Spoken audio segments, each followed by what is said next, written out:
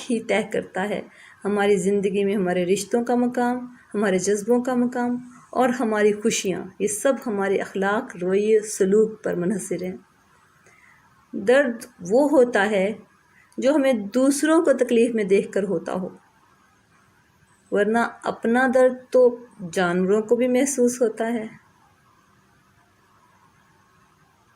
بہت کم لوگ ہوتے ہیں جو دوسروں کا درد محسوس کرتے ہوں، جن کو دوسروں کی تکلیف اپنی تکلیف لگتی ہو، ورنہ سچ تو یہی ہے کہ جانوروں کی طرح ہم بھی صرف اپنا ہی درد محسوس کرتے ہیں۔ اللہ کے ساتھ تعلق تو ایسا ہونا چاہیے کہ آدمی اپنے کمرے کے اندر پلنگ کے بازو پر بیٹھا ہو اور اس کے ساتھ باتیں کر رہا ہو اور اپنی مشکلات بیان کر رہا ہو، جیسے ہم اپنے کسی بہت اپنے کے ساتھ کرتے ہیں، کسی بہت اچھے دوست کے ساتھ کرتے ہیں کہ اب اپنے چھوٹے موٹے معاملات میں نمٹا رہے ہوتے ہیں، ساتھ ساتھ ہم سے ہم کلام ہوتے ہیں، اپنے مسائل ڈسکس کر رہے ہوتے ہیں تاکہ ہمیں سکون ملے۔ اگر آپ غور کریں تو مصائب اور مشکلات اتنی ہی شدید ہوتی ہیں جتنا آپ نے ان کو بنا دیا ہوتا ہے۔ وہ ساری زندگی کا ایک حصہ ہیں، ساری زندگی نہیں۔ بندہ یہ سمجھتا ہے کہ یہ ساری کی ساری میری زندگی ہے اور وہ میری زندگی تباہ و برباد ہو گئی ہے، حالانکہ یہ سچ نہیں ہے۔ جتنی بھی مشکلیں ہوتی ہیں وہ زندگی میں تھوڑی دیر کے لیے آتی ہیں، لیکن مسئلہ یہ کہ ہمیں اپنی مشکلیں اور مصیبتیں بھولتی نہیں ہیں، لیکن خوشیاں اور آسانیاں بھول جاتی ہیں۔ ماموں کا اپنا ایک فلسفہ تھا، مجھ سے اکثر کہا کرتے تھے کہ لوگوں کو اپنے سے اچھا صلہ لینے دو، انہیں تمہیں ٹھگ لینے دو، تم ان سے جھگڑا نہیں کرو گے، مباحثہ نہیں کرو گے، صلح جو ہو جائیں گے، ہتھیار پھینک دیں گے، اچھے اور شریف ہو جائیں گے۔ اور یقین کرو بیٹا، انسان اچھا اور شریف ہونا چاہتا ہے لیکن اس کو موقع نہیں ملتا۔ کم از کم تم انہیں اچھا ہونے کا موقع ضرور فراہم کرنا۔ شیطان بھی کمال کی چیز ہے، وہ گناہ کے خلاف واز کر کے بہت سوں کو اپنا چیلا بنا لیتا ہے۔ وہ کچھ اس طرح سے قائل کرتا ہے کہ گناہ اور بدی کا تصور لوگوں کے ذہن میں ایک جذباتی ہیجان پیدا کر دیتا ہے۔ وہ یقین دلا دیتا ہے کہ خدا گناہ تو معاف کر دے، خدا تمہارے گناہ تو معاف کر دے گا، لیکن تمہارے ارد گرد پھیلے ہوئے بد کردار لوگوں اور بد اصل انسانوں کو نہیں بخشے گا۔ شیطان آپ کے نفس کو متکبر بناتا ہے، اس میں اکڑ پیدا کرتا ہے۔ تلاش کا عمل بھی خوب ہے، لوگ نیلے آسمان پر عید کا چاند تلاش کرتے ہیں، قدموں کا نشان دیکھ کر چور کا کھوج لگاتے ہیں، کلائی ہاتھ میں لے کر میدے کے اندر حدت تلاش کرتے ہیں، کھنڈرات دیکھ کر پرانے لوگوں کا چلن ڈھونڈتے ہیں، شادی کے لیے اچھی نسل تلاش کرتے ہیں۔ جب بچہ گھر نہیں پہنچتا تو ماں اس کی تلاش میں دیوانہ وار راہوں اور شراہوں پر نکل جاتی ہے۔ جب اسی بچے کی شادی ہو جاتی ہے تو اپنی بیوی کے کھانوں میں ماں کے پکوانوں کی بو تلاش کرتا ہے۔ جب نوجوان تنہا ہوتا ہے تو جیون ساتھی تلاش کرتا ہے، اور جب اسے ساتھی مل جاتا ہے تو وہ اسے چھوڑ کر دوسروں کے جیون ساتھیوں کو دیکھنے نکل جاتا ہے۔ اپنے گھر داخل ہو کر اپنی آپا سے یا بیوی سے یا بوڑھے والدین سے یہ ضرور کہا کریں، چاہے کبھی کبھی ہی، کہ آپ بہت اچھی ہیں۔ اپنے گھر داخل ہو کر اپنی آپا سے یا بیوی سے یا بوڑھے والدین سے یہ ضرور کہا کریں، چاہے کبھی کبھی، کہ آپ بہت اچھی ہیں، مجھے بڑے ہی اچھے لگتے ہیں۔ میں آپ کو یہ نہیں کہتا کہ آپ خواب نہ دیکھیں یا ڈائٹنگ نہ کریں، ضرور کریں، لیکن جس طرح آپ چاہتے ہیں کہ آپ کا باہر کا جسم خوبصورت ہو اور جاذب نظر ہو، اسی طرح اس بات کی کوشش بھی ہونی چاہیے کہ آپ کا اندر بھی اجلا ہو اور خوبصورت ہو، کیونکہ جتنی باہر کی خوبصورتی ضروری ہے، جتنا باہر کے جسم کو سنوارنا ضروری ہے، اتنا اندر کی خوبصورتی اور اجلا پن بھی ضروری ہے۔ جو شخص اپنے اندر ہی اندر گہرا چلا جاتا ہے وہی اوپر کو اٹھتا ہے، وہی رفعت حاصل کرتا ہے۔ یہی قدرت کا اصول ہے، جو درخت جس قدر گہرا زمین کے اندر جائے گا اسی قدر اوپر کو جا سکے گا، اسی قدر تناور ہوگا۔ وہ اپنی ساری زندگی اوپر ہی اوپر اپنے خول کو اور اپنے اندر باہر کو جاننے پر لگا دیتے ہیں، بھول جاتے ہیں کہ اصل انسان ہمارے اندر رہتا ہے۔ جب میں اپنے اندر نگاہ مارتا ہوں تو اس کے اندر کچھ الفاظ، کچھ تصورات، کچھ خیال، کچھ یادیں، کچھ شکلیں اور کچھ خواب پاتا ہوں۔ اگر آپ راہ چلتے ہوئے سڑک پر پڑے اینٹ روڑے کو اس مقصد سے ہٹا دیتے ہیں کہ کوئی اس کے باعث گر نہ جائے یا کسی کو چوٹ نہ لگے، تو آپ بھی اپنی ذات میں ایک بابے ہیں، کیونکہ بابا کی اصطلاح بابا اشفاق اس دوسروں کی بھلائی اور خیر خواہی کے معاملے میں استعمال کرتے تھے۔ تو اگر آپ بھی دوسروں کی بھلائی اور خیر خواہی کرنے والے ہیں اور ایسا چاہتے ہیں تو وہ آپ بھی ان کے بابے کی کیٹیگری میں شمار ہو سکتے ہیں۔ ہماری نظر دوسروں کے چھوٹے چھوٹے عیوب پر ہوتی ہے اور اپنے بدن پر سانپ بچھو لٹک رہے ہوتے ہیں۔ ہمارے بڑے بڑے عیب بھی ہمیں نظر نہیں آتے، ان کی پرواہ نہیں ہوتی اور ہم دوسروں کی مکھیاں اڑانے میں لگے ہوتے ہیں۔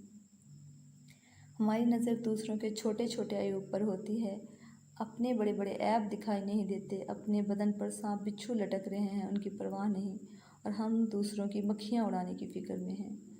انہوں نے حضرت شیخ مجدد علی ثانی انہوں نے فرمایا، جو شخص تجھ سے مانگتا ہے اس کو دے، کیا یہ تیری انا کے لیے کم ہے کہ کسی نے اپنا دست سوال تیرے آگے دراز کیا؟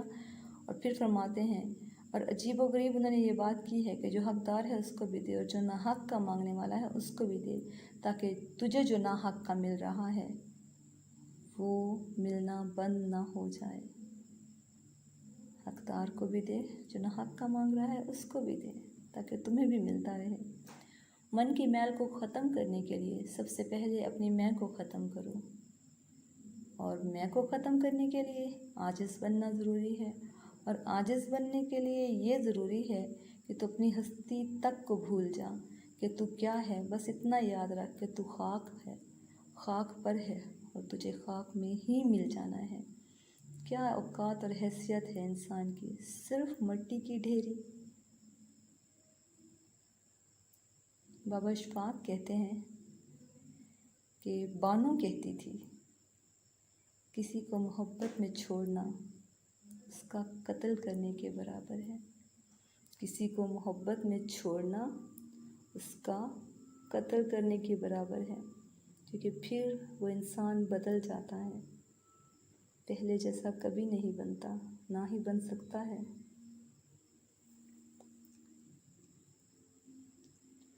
مجھے ان لوگوں کی پرواہ نہیں جو میرے دشمن ہیں، محتاط ان لوگوں سے رہتا ہوں جو میرے ساتھ ہوتے ہوئے ذہن میں بغض اور نفرت رکھتے ہیں، کیونکہ یہ لوگ ان لوگوں سے زیادہ خطرناک ہوتے ہیں جو دشمن کہلاتے ہیں۔ یہ وہ لوگ ہوتے ہیں جو دوستی کی آڑ میں، تعلق کی آڑ میں آپ کے سب سے زیادہ نقصان پہنچانے والے ہوتے ہیں۔ ایسے لوگوں سے محتاط رہنا زیادہ ضروری ہے۔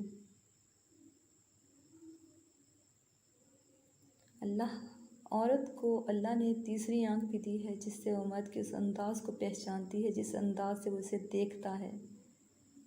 ہاں، شاید عورت میں ایک حص مرد سے زیادہ ہوتی ہے، وہ خاص طور پر اس مرد کے معاملے میں جس سے وہ محبت کرتی ہو۔ اس کے تیور، اس کے انداز، اس کے بولنے سے پہلے پہچان لیتی ہے، جان جاتی ہے اسے۔ بہت سے لوگوں کے پاس دین کا اور نفسیات کا بڑا علم ہوتا ہے، لیکن ان کی زندگیاں بڑی خالی ہوتی ہیں۔ اس کی وجہ یہ ہے کہ صرف باہر کا علم انسان کے اندر کو تبدیل نہیں کر سکتا۔ ہر شخص جانتا ہے کہ ظلم سے ظلم پیدا ہوتا ہے، ہر شخص جانتا ہے کہ ظلم سے ظلم پیدا ہوتا ہے، پھر بھی ہر شخص دوسرے پر ظلم کرتا ہے۔ جسے موقع ملتا ہے وہ ظالم بننے میں دیر نہیں لگاتا۔ علم کے ساتھ کامیابی حاصل کرو، صفحہ ہستی پر تمہارا نام ہمیشہ رہے گا۔ لوگ مرتے ہیں، اہل علم نہیں مرتے۔ علم کے ساتھ کامیابی حاصل کرو، صفحہ ہستی پر ہمیشہ تمہارا نام رہے گا۔ لوگ مرتے ہیں، اہل علم نہیں مرتے۔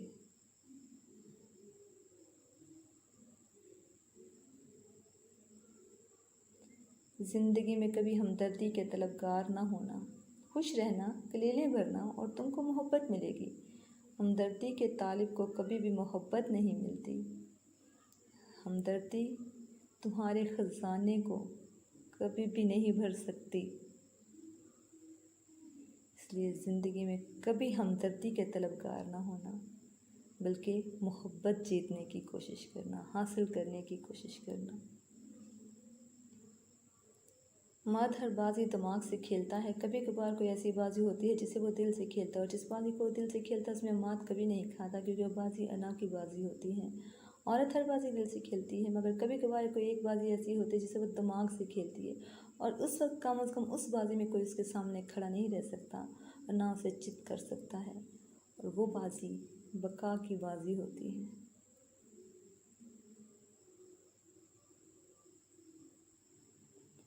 مذہب میں سے انسانیت اور خدمت نکال دی جائے تو صرف عبادت رہ جاتی ہے، اور محض عبادت کے لیے پروردگار کے پاس فرشتوں کی کوئی کمی نہیں۔ مذہب میں سے انسانیت اور خدمت نکال دی جائے تو صرف عبادت رہ جاتی ہے، اور محض عبادت کے لیے پروردگار کے پاس فرشتوں کی کوئی کمی نہیں۔ Please subscribe my channel Mehdi info. Please like, share, comment. Thank you.